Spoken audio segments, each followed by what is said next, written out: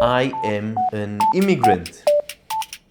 That's right, I never thought about myself as being an immigrant. I never thought about myself in this way. I thought I was many different things. I was thinking about myself in many different ways, but not as an immigrant.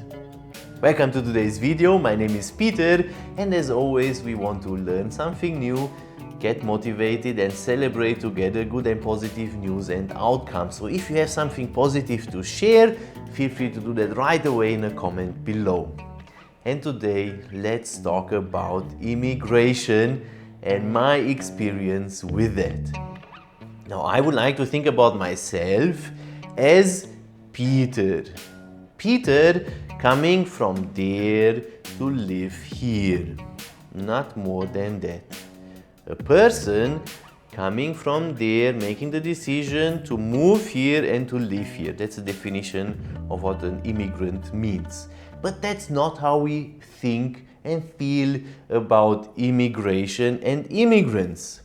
We usually think about that in different ways with stereotypes and preconceptions. We think about a person coming from there, God only knows where that is, to live here with us. So frightening. Now, certain countries have certain connotation and preconceptions with them. A white Caucasian male from Eastern Europe has a preconception, I'm sure. A German has a different preconception, stimmt's?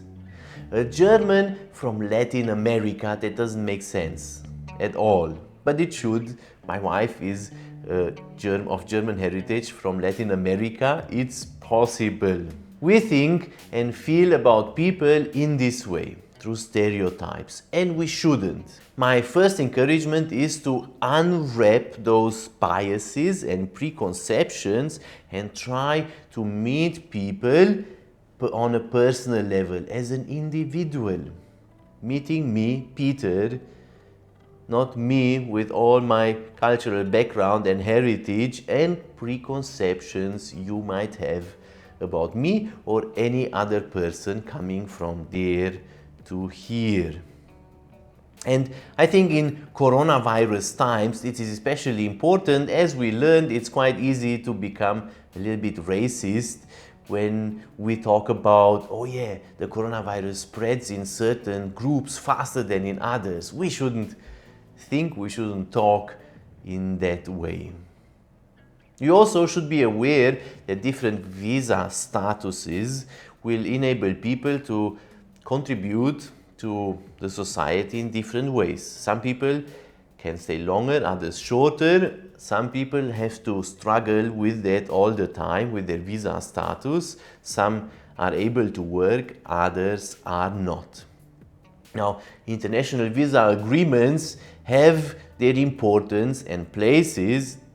I acknowledge that. That's the beauty of living in this day and age. And it wasn't always like that. I remember a time when I grew up as a child. It was almost impossible to imagine even traveling to any European country and staying there for shorter or longer periods of time. Impossible.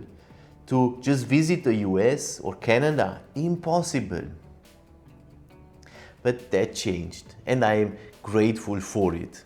Although we know in coronavirus times that's difficult. Travel, at least here in Australia, it's almost impossible, but I am certain and sure that this will change again.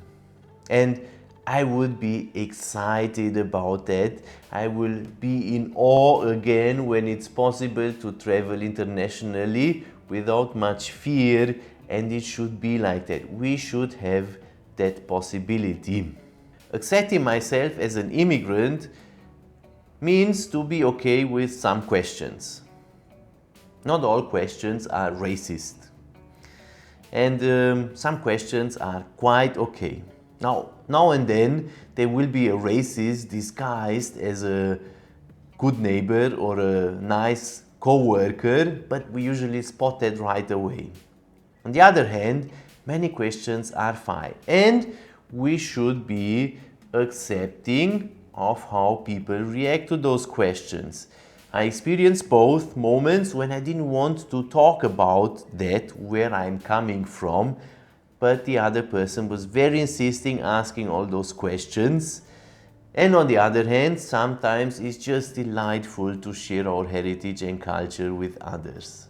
We should be aware of both. We should be comfortable with questions, but also comfortable not ask or to not talk about those aspects. Now in Australia, almost everyone comes from somewhere, and from where do you come from is usually a great conversation starter.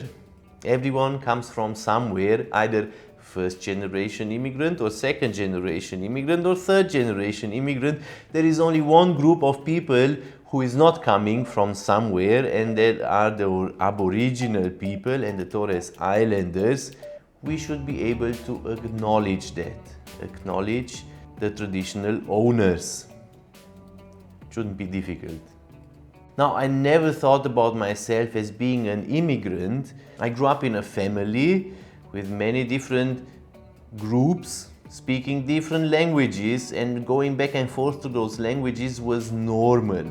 And I always felt not belonging. When I would go to a group that would speak a certain language, although I spoke that language and although I was welcomed, I was not one of those people, those groups.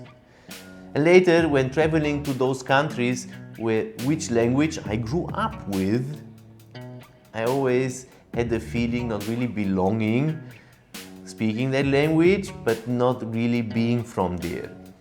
And that's okay, I suppose. It took me a long time to accept that. It took me migrating to the furthest country I could ever migrate to, Australia, a country I never have visited before, to accept it. Perhaps we can talk in another video about how it is to immigrate to a country you never visited before. That's quite another journey, I tell you. But for now, I am a first generation immigrant. That sounds good to me. It should sound good to you. And I hope you can meet me as I am, as Peter, an individual, without too many stereotypes and preconceptions attached to that. And I'm excited to get to know you, whoever you are, from wherever you come from. And P.S. I hope this video explains from where my accent comes from, so you don't have to bother to ask me in a video. No, I'm just joking. Thanks for watching.